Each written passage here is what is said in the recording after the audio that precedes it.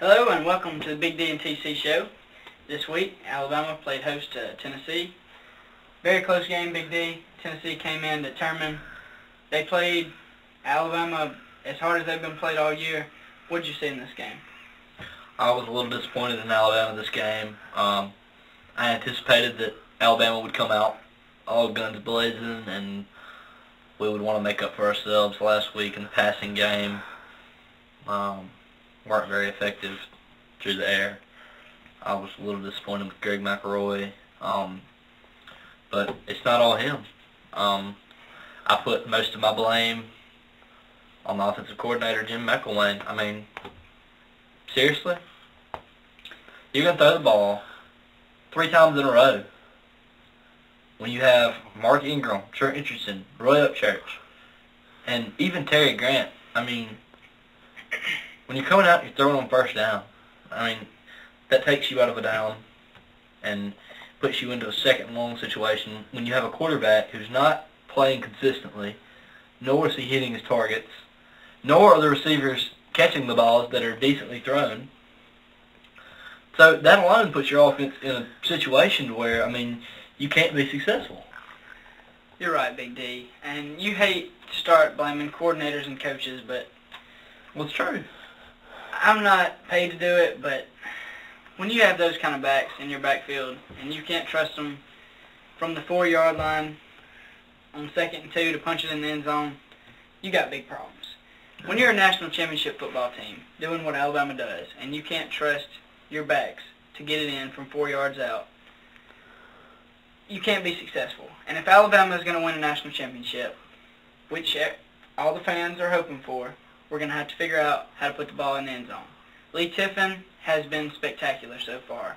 I mean, the last 2 games, he's won both the last 2 games. And we can't trust Lee Tiffin to win games on just his leg. We have to start putting the ball, get 6 points. You have to score touchdowns to win games. I mean, against a mediocre team, you can still come out on top. But against a really good national championship quality team like LSU or Florida, I mean, it's, you know, that's risking possibility of you losing. And, I mean, really, I think the offense has to feel bad. They're putting, by not competing and not persevering through their struggles, they're putting the defense in terrible situations. And the defense, granted, the defense does their job. They step up and they usually get the ball back. But every drive, I mean, even in special teams, nobody's helping them out. We're starting out on the 40. I mean, nearly every time I looked, it was on the 35 or the 40 after the opening kickoff. Special teams has been a problem all year, Big D, and it's terrible. This game, it didn't get any better.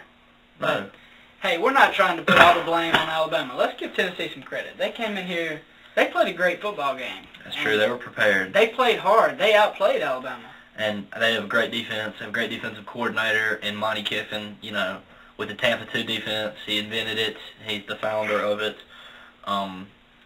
It's really difficult to throw against. It's a base cover 3 look. They move Eric Berry, obviously, as you all saw. They move him all over the field, from defensive back, you know, to corner, to safety, to linebacker. They moved him all over the field. But at the end of the game, this is what got me. They were walking him up. They were walking him up and manning on the receivers. Now, I don't know if they're crazy or they know Greg McElroy isn't going to make the one-on-one throw. But I know that, I mean, me personally, I could make the one-on-one throw to Julio. He's a huge target. Right, and I don't know as if it's Tennessee's crazy or not, but when you line up and give the ball to Mark Ingram 6 or 7 times and he drives the ball right down the field and you can't trust him to put it in the end zone, You got problems there. Yeah. And that was my biggest issue with the whole thing is why with that kind of talent in the backfield would you call a fade route? I don't understand that. Do you have an answer for that one? I can understand why you would go to the fade once, but twice? twice and then 3 times to failure. And knowing that more and more this year in college football, we're seeing defensive backs who've learned how to defend it. They can cover it now. You're right. Marquise Johnson showed that against South Carolina. I mean, it showed in every college game that the fade route is a dying route. I mean, it's effective, sure, but if a decent corner knows it's coming in the red zone, you know, I mean, you can make a break, and, you know, we're lucky some of those balls weren't picked. You're right. You're right. And especially when you got Julio Jones on you, you figure if he's running a route, it's probably going to be a fade route. Well, with his size and athleticism right. and his 42-inch vertical, I mean, it's tailor-made for him. But it doesn't do much good if the defense knows it's coming.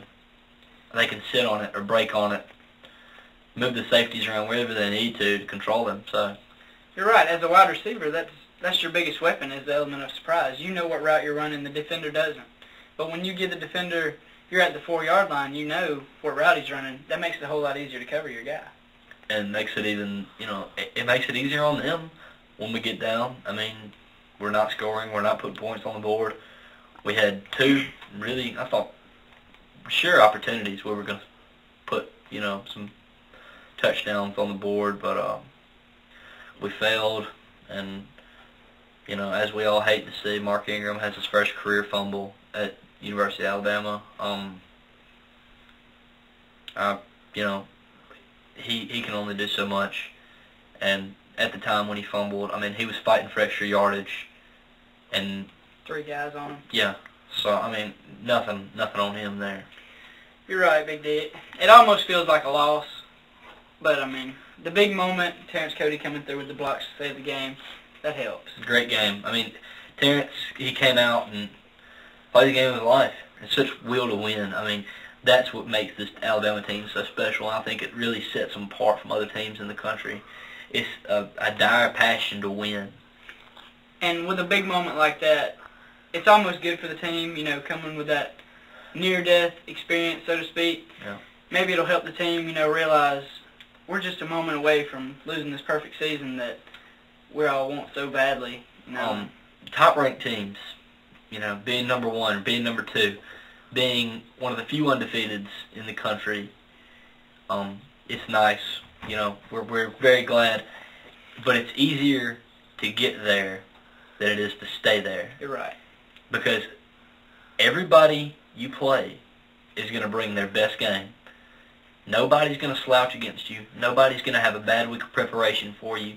Everybody's going to come in there and see it as a lifetime opportunity to knock you off. And, I mean, I'm not saying this would happen to this team, considering the coaches we have, but it's more likely for this team to overlook an opponent.